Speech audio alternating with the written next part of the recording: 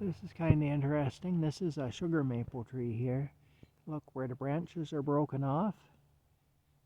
There's, you know what that is? That's sap. That's what's happening. Anywhere where the branches are busted off, we got sapsickles. Yeah, here's one here too. There's my truck. Sapsickles. Yeah, that's what that is. Anywhere a branch is broken off, the sap is running out. That's quite a thing.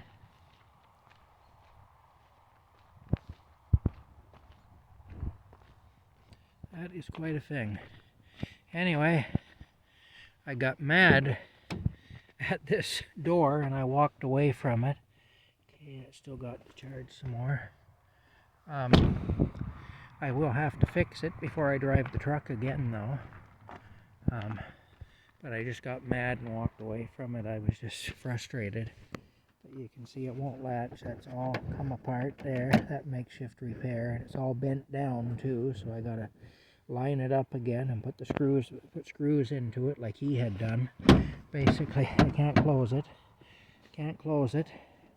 So I can't drive it. You can't drive a vehicle when you can't close the door. So the truck is of no use to me until I fix that. I'm probably going to work tomorrow, and I'm definitely working on Tuesday, which means that I have to have it fixed before Tuesday. So I either have to be up early tomorrow before work fixing that, or because I can walk to my job where I'm going tomorrow, so it doesn't need to be fixed for tomorrow really. Either that, or after putting in a full day of labor, I have to come up here and fix it, so that I'll have it for Tuesday when I need it to go into town to work. So, yeah, frustrating. Anyway, it is what it is, that's all. I'll just have to do my best to get it that it'll close again. What an awful mess. In the end, I'm probably going to have to find a new door for that truck, which is too bad because that door is the same color as the rest of the truck and it's rust-free. To find a door that's rust-free for one of those around here is nearly impossible. So, yeah. Anyway, it's frustrating. I'm going to make my spaghetti. I got my tomatoes and my extra virgin olive oil and my garlic seasoning in there. And I got my water ready to boil. I have both of these going, and the stove messed up on me, so it turns out I can really only use one burner. I also have to get this propane tank here going. That's another thing I have to do. I have to attach that to the Berkey. Oh, to the Berkey. No, the Berkey is the water filter. To the big buddy heater. That's what I have to do. Alright, let's bring it inside. I gave Rocky his wet food. He had some leftover turkey and cheese, Friskies food. He likes that. So I give that to him. That's just about boiled now. Which means I can put my water for my spaghetti on next. Ah, my God. Hey, I've already removed the other tank, so that makes life a little easier. I gotta get in. There's no room. Hold on here. Here we go.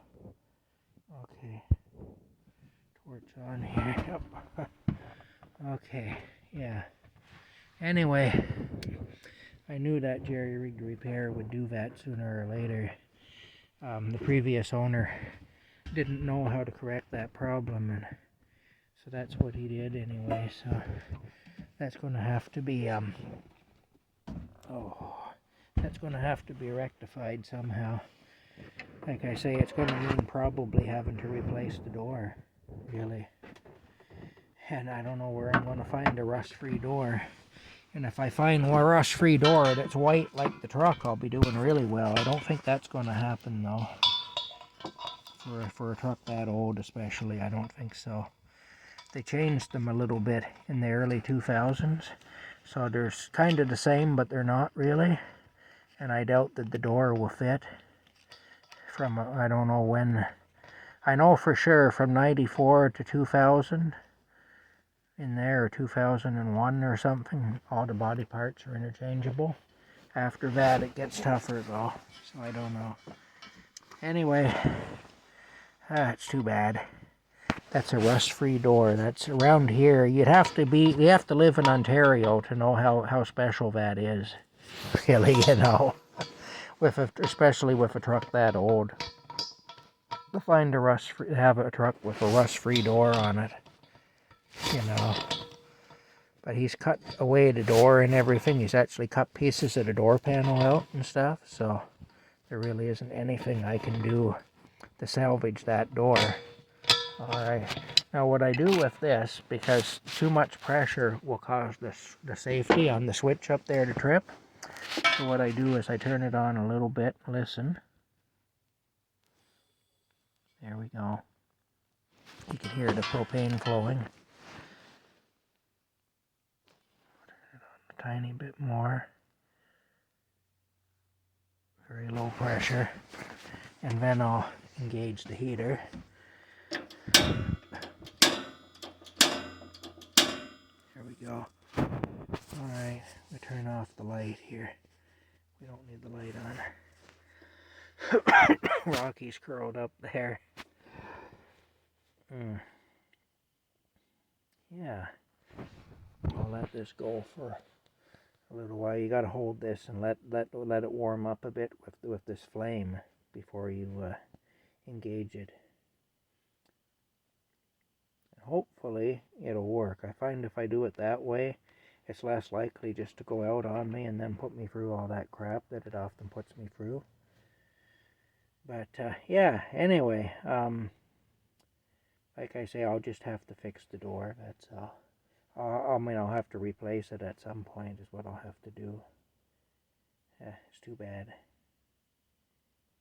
Too bad, but it is what it is. It's just very frustrating. A $20 metal plate would have fixed that problem. Chrysler realized it had a problem with its door latches, and it makes a plate that you can get for $20 that you put in there to fix that.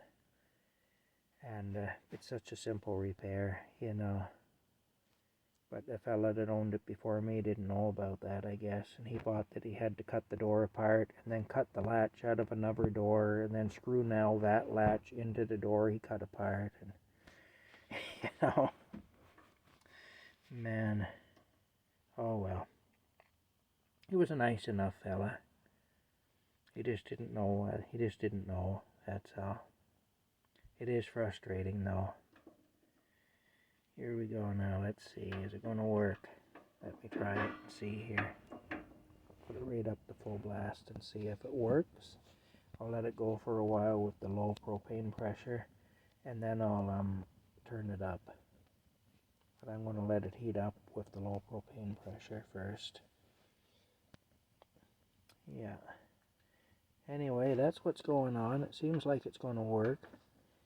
You develop tricks. It only took me 3 years to learn how to do this.